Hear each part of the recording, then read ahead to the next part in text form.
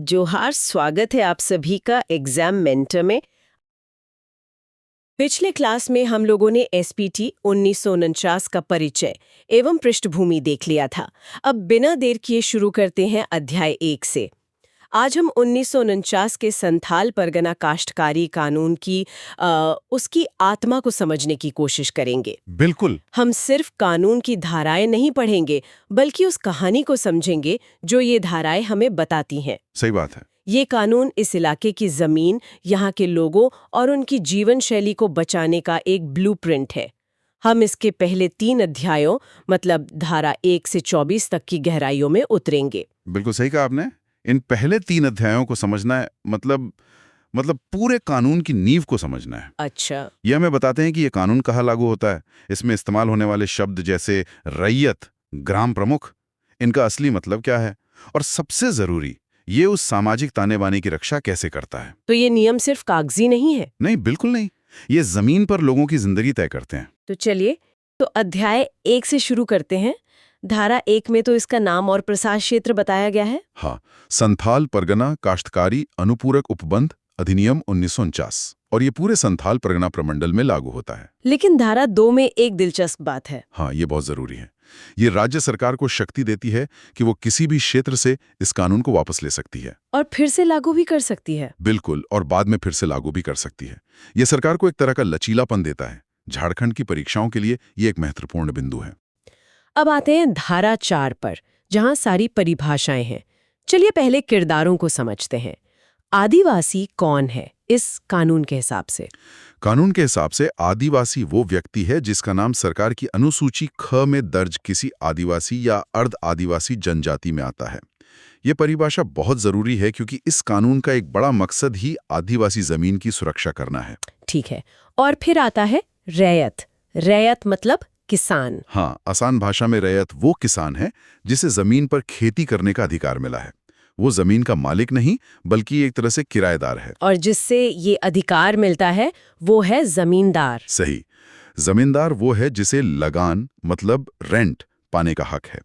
तो हमारे पास 3 स्तर हो गए, जमींदार, उसके नीचे रैयत, और इन सब के बीच एक बहुत ही अहम कड़ी, ग्राम प्रधान। जी, ग्राम प्रधान या विलेज हेडमैन। मुझे लगता है ये इस पूरी व्यवस्था का सबसे दिलचस्प किरदार है। कानून इसे मांझी या मुस्तजिर भी कहता है। हाँ, बिल्कुल। वो सिर्फ मुखिया नहीं बल्कि समुदाय और सरकार के बीच का पुल है। वो लगान वसूलता है, गांव का प्रबंधन देखता है। उसकी अपनी जोत को भी ग्राम प्रमुख जोत का खास दर्जा दिया गया है। तो खिलाड़ी तय हो गए, अब खेल के मैदान की बात करते हैं। कानून में एक शब्द आता है, खास ग्राम। इसका क्या मतलब है? खास ग्राम को समझने का सबसे आसान तरीका है एक अनाथ गांव। अनाथ गांव? हाँ, मतलब एक ऐसा गांव जहां कोई पारंपरिक मुखिया या मूल रैयत नहीं है, जहां स्थानीय नेतृत्व की एक कड़ी गायब है। ऐसे में सरकार को सीधे दखल देना पड़ता है। अच्छा। और एक और शब्द था, खाली जोत या वेकेंट होल्डिंग। हाँ, ये वो जमीन है जिसका कोई दावेदार नहीं बचा। या तो किसान उसे छोड़कर चला गया या फिर बिना किसी वारिस के उसकी मृत्यु हो गई। ऐसी जमीन लावारिस न रह जाए, इसलिए कानून इसे खाली जोत घोषित कर देता है ताकि प्रशासन इसका सही तरीके से निपटारा कर सके।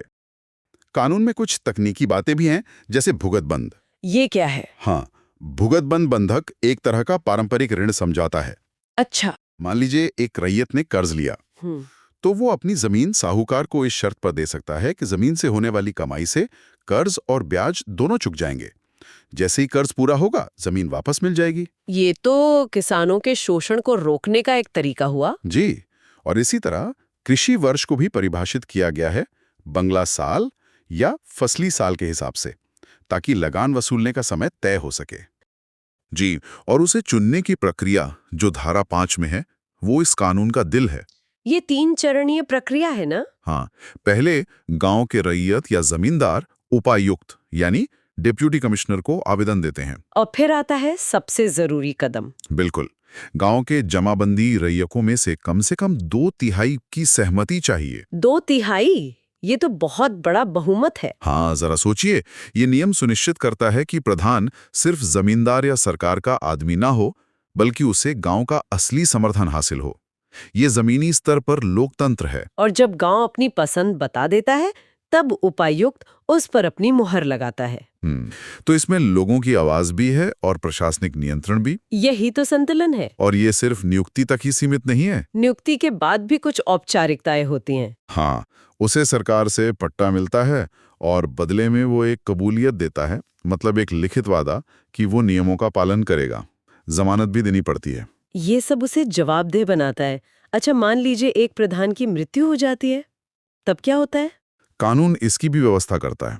धारा 6 के तहत जमींदार की जिम्मेदारी है कि वो 3 महीने के अंदर इसकी सूचना उपायुक्त को दें। 3 महीने की समय सीमा? हाँ, ये बहुत अहम है। ये सुनिश्चित करता है कि गांव के प्रशासन में कोई लंबा खालीपन ना आए और नए प्रधान की नियुक्ति की प्रक्रिया जल्द शुरू हो सके। और अगर कोई नया प्रधान आता है जो पिछले वाले का वारिस नहीं है, तो उसे गांव के बारे में जानकारी कैसे मिलती है? इसके लिए भी जमींदारी जिम्मेदार है। धारा 8 कहती है कि उसे 3 महीने के अंदर नए प्रधान को गांव के 2 सबसे जरूरी दस्तावेज सौंपने होते हैं। कौन से दस्तावेज? जमाबंदी की कॉपी जिसमें लगान का ब्यौरा होता है और खेवट खतियान की कॉपी जो अधिकारों का रिकॉर्ड है। ये सिर्फ कागज सौंपना नहीं है, ये ज्ञान और अधिकार का हस्तांतरण है। इस पूरी प्रक्रिया में एक बात साफ है कि ग्राम प्रधान का पद बहुत शक्तिशाली है और यहीं पर कानून एक बहुत बड़ा और सख्त नियम लागू करता है। हाँ, और ये इस कानून की आत्मा है। धारा 9 कि ग्राम प्रधान का पद अवंतरणीय है, नॉन ट्रांसफरेबल। बिल्कुल, आसान भाषा में कहें तो ये कोई खानदानी जायदाद नहीं है जिसे आप अपने बेटे को दे दें या किसी को बेच दें। एक मिनट, ये नियम कि पद बेचा नहीं जा सकता, ये तो सुनने में बहुत स्वाभाविक लगता है। क्या उस समय ये इतनी बड़ी समस्या थी कि इसे कानून में डालना पड़ा? ये बहुत अच्छा सवाल है। सोचिए, अगर ये पद बिकने लगे तो गांव का सबसे अमीर या सबसे दबंग आदमी ही प्रधान बन जाएगा, न कि सबसे काबिल व्यक्ति। सही बात है। ये धारा एक तरह का सुरक्षा कवच है जो गांव के नेतृत्व को बाजार बनने से रोकता है। ये साफ करता है कि ये पद सेवा है, सौदा नहीं। और ऐसा ही एक नियम जमीन के एक खास टुकड़े पर भी लागू होता है, जिसे मूल रैयती जोत कहते हैं। ये क्या है? ये भी एक बहुत दिलचस्प प्रावधान है।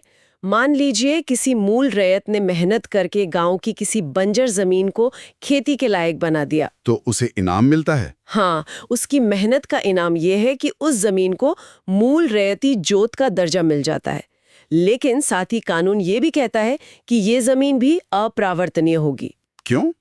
अगर उसने मेहनत से जमीन बनाई है तो उसे बेचने का हक क्यों नहीं? इसके पीछे का तर्क भी वही सुरक्षा वाला है। इसका मकसद ये सुनिश्चित करना है कि जिस समुदाय ने मेहनत करके जमीन को उपजाऊ बनाया, वो जमीन उसी के पास रहे। ये बाहरी लोगों या साहूकारों द्वारा जमीन हड़पने से रोकता है। इस पूरे सिस्टम को चलाने के लिए एक और दिलचस्प व्यवस्था है, ग्राम प्रधान की पुरस्कार निधि। ये क्या चीज है? ये एक अनोखी व्यवस्था है।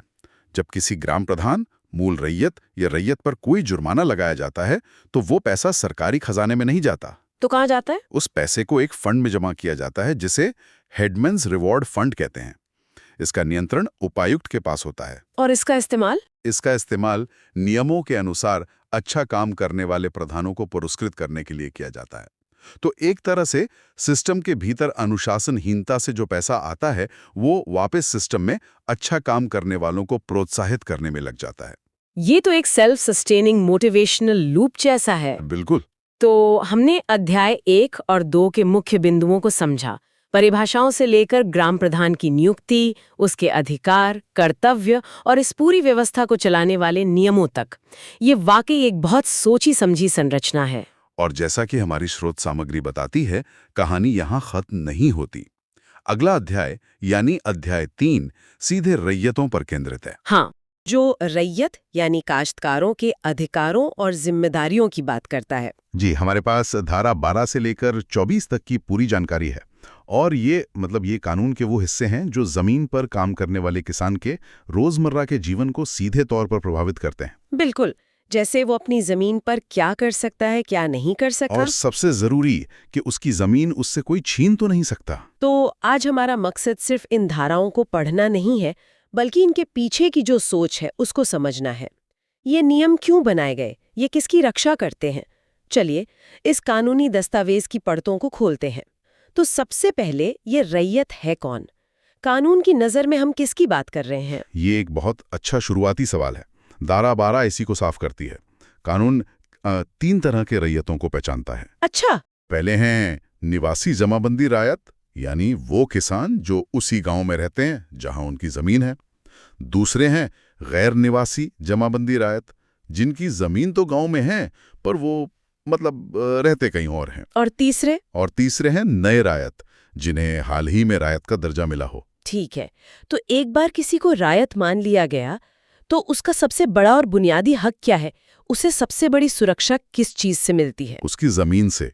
धारा 14 को आप इस कानून की नींव समझ सकते हैं। ये साफ साफ कहती है कि किसी भी रायत को उसकी जोत यानी उसकी खेती की जमीन से बेदखल नहीं किया जा सकता। बिल्कुल नहीं। ऐसा सिर्फ एक ही हालत में हो सकता है, जब उपायुक्त यानी डिप्टी कमिश्नर, जिसे हम डीसी कहते हैं, वो खुद इसका आदेश दें। और ये उपायुक्त या डीसी का जिक्र तो बार बार आएगा, है ना?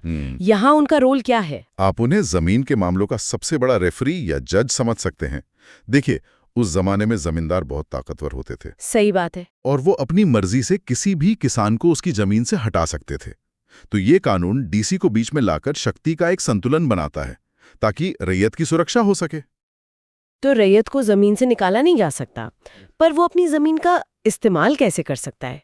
क्या वो जो चाहे कर सकता है? लगभग, पर एक शर्त के साथ। धारा 13 कहती है कि रैयत अपनी जमीन का इस्तेमाल जैसे चाहे कर सकता है, लेकिन वो ऐसा कोई काम नहीं कर सकता जो स्थानीय रीति रिवाजों के खिलाफ हो या जिससे जमीन की उपजाऊ शक्ति ही खत्म हो जाए। मतलब, आप जमीन के मालिक हैं, पर आप उसे बंजर बनाने के लिए आजाद नहीं हैं। ये तो हुई जमीन को बचाने की बात। अब आते हैं उस पर कुछ बनाने की बात पर। मान लीजिए एक रैयत को अपने लिए घर बनाना है या खेती के लिए पानी का इंतजाम करना है, तो कानून क्या कहता है? कानून इसकी पूरी आजादी देता है और इसे काफी बढ़ावा भी देता है। धारा 18 के तहत रैयत अपने परिवार के रहने या खेती के कामों के लिए कच्चा या पक्का कैसा भी मकान बना सकता है। अच्छा। और धारा 15 उसे अपने घर या खेती के औजारों के लिए ईंटें और खपड़े बनाने का हक भी देती है। और सबसे खास बात क्या? इसके लिए उसे कोई पैसा या फीस नहीं देनी होगी। ये फ्री ऑफ चार्ज है। और पानी का क्या, जैसे सिंचाई या मछली पालन के लिए? उसके लिए धारा 16 है। रैयत अपनी जमीन पर तालाब, कुआं, बांध कुछ भी बनाया खुदवा सकता है। और उसमें मछली पालन करके या उसके दूसरे उत्पादों का इस्तेमाल करके जो भी आमदनी होगी वो भी उसकी होगी, वो भी बिना किसी शुल्क के। इसमें भी कोई शर्त है? बस एक ही ध्यान रखना है कि आपके बनाए तालाब से पड़ोसी के खेत में पानी न भर जाए। अगर कोई ऐसा विवाद होता है तो फैसला फिर डीसी ही करेंगे। ठीक है, तो रैयत अपनी जमीन पर घर बना सकता है, कुआं खोद सकता है। अब जमीन पर जो पेड़ पौधे हैं उनका क्या उन पर भी जमींदार का हक होता था? जैसे आम या महुआ के पेड़, इनसे तो अच्छी खासी कमाई हो सकती है। ये बहुत अहम सवाल है और धारा 17 इसी के बारे में है। कानून कहता है कि जमीन पर लगे पेड़ों से मिलने वाले फल, फूल या बांस, इन सब पर रैयत का ही हक है। अच्छा। इतना ही नहीं, वो अपने लगाए पेड़ों पर लाह की खेती कर सकता है या रेशम के कीड़े भी पाल सकता है, और इसके लिए भी उसे कोई शुल्क नहीं देना होगा।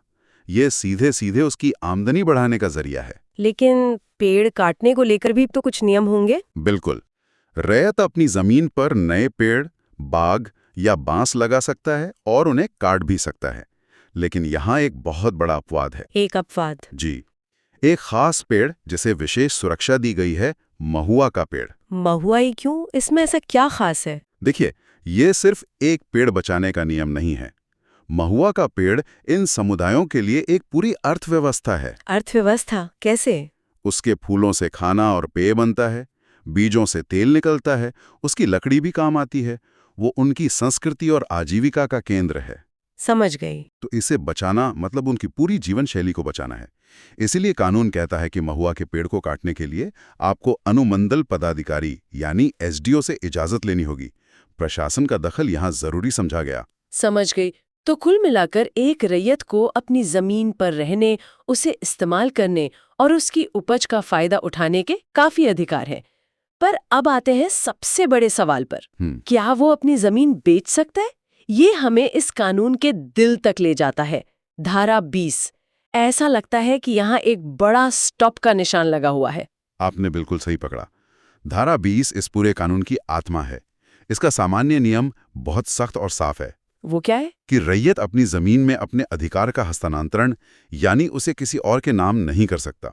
इसमें बेचना, दान देना, गिरवी रखना या वसीयत करना सब पर पूरी तरह से रोक है। सब पर? जी, सब पर। जब तक कि अधिकार अभिलेख यानी रिकॉर्ड ऑफ राइट्स में ऐसा करने की कोई पुरानी इजाजत ना हो। पर इतनी सख्ती क्यों? आखिर जमीन उसकी है तो वो उसे बेच क्यों नहीं सकता? इसके पीछे एक ऐतिहासिक दर्द छुपा है। पहले वो साहूकार या जमींदार किसानों को छोटे मोटे कर्ज के जाल में फंसाकर उनकी जमीनें लिखवा लेते थे। ये तो सुना है। आदिवासी और गरीब किसान अपनी जमीन बहुत आसानी से खो रहे थे। तो ये कानून उस शोषण को रोकने के लिए एक ढाल की तरह बनाया गया। इसका मकसद था कि जमीन किसी भी हालत में समुदाय के हाथ से निकलकर बाहर ना जाए। लेकिन क्या इसका कोई भी अपवाद नहीं है?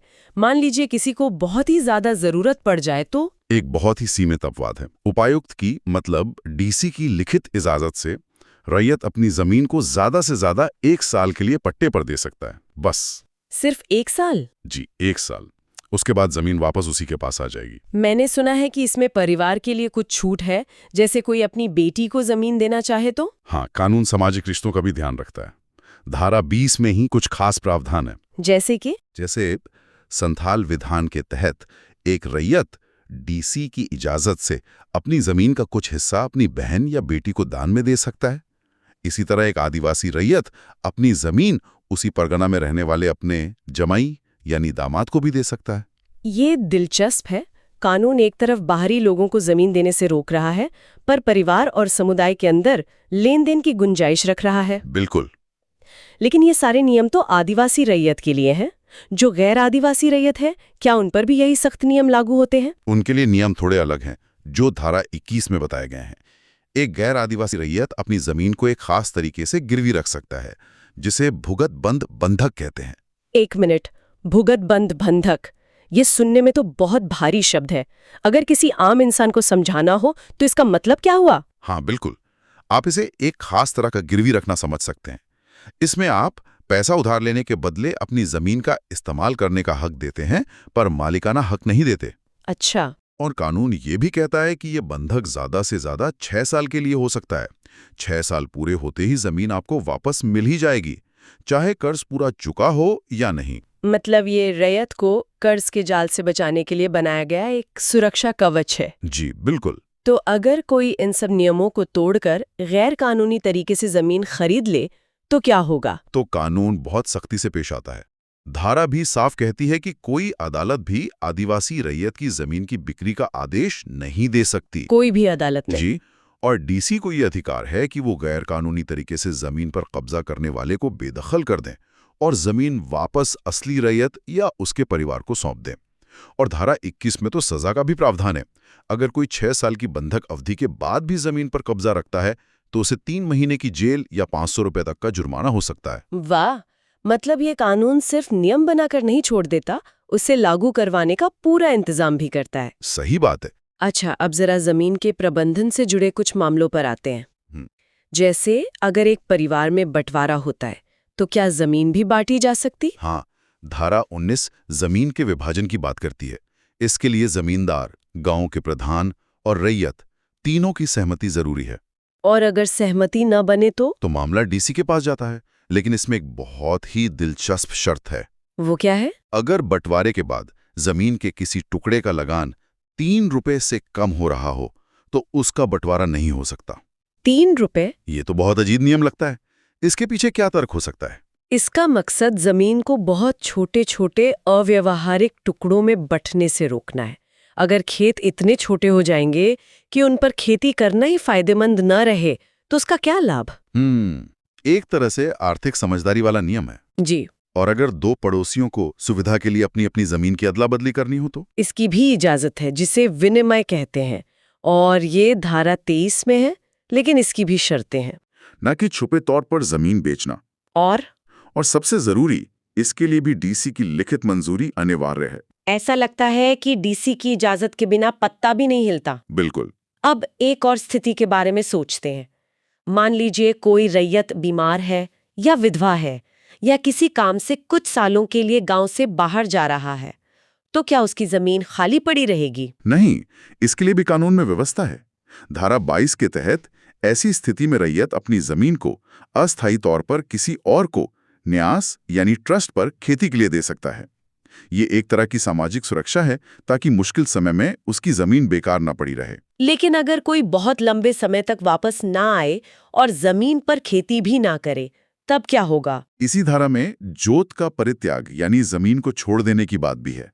अगर कोई रैयत 10 साल तक अपनी जमीन पर खेती नहीं करता और गांव से भी अनुपस्थित रहता है तो ये मान लिया जाएगा कि उसने जमीन छोड़ दी है। अबैंडन्ड मान लिया जाएगा? जी, इसके बाद उस जमीन को किसी और को दिया जा सकता है। और आखिर में जब कोई भी हस्तांतरण जैसे दान या उत्तराधिकार होता है तो उसका रिकॉर्ड कैसे रखा जाता है? ये धारा 24 में बताया गया है, जिसे निबंधन या रजिस्ट्रेशन कहते हैं।